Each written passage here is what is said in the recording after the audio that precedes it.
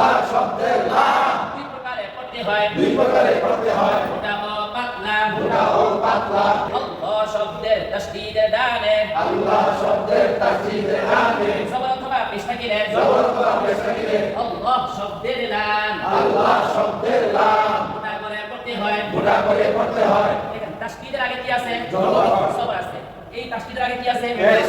তাহলে আল্লাহ শব্দের তাসদীদের আগে যদি জবর আর পেশ থাকে তাহলে আল্লাহ শব্দের আগে কি করে পড়তে হয়? মোটা করে পড়তে হয়। আল্লাহু আকবার, আল্লাহু আকবার, আল্লাহু আকবার।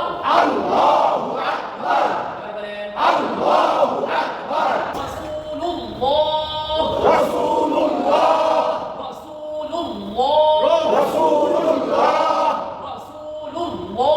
রাসূলুল্লাহ। আল্লাহু আকবার, আল্লাহু আকবার, রাসূলুল্লাহ। রাসূলুল্লাহ।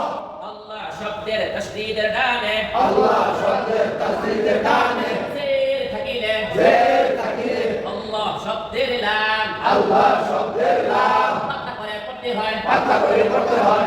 বিসমিল্লাহ, বিসমিল্লাহ, বিসমিল্লাহ। বিসমিল্লাহ। তাহলে আল্লাহ শব্দের তাসদীদের আগে যদি কি থাকে জের থাকে। তাহলে কিভাবে পড়তে হবে?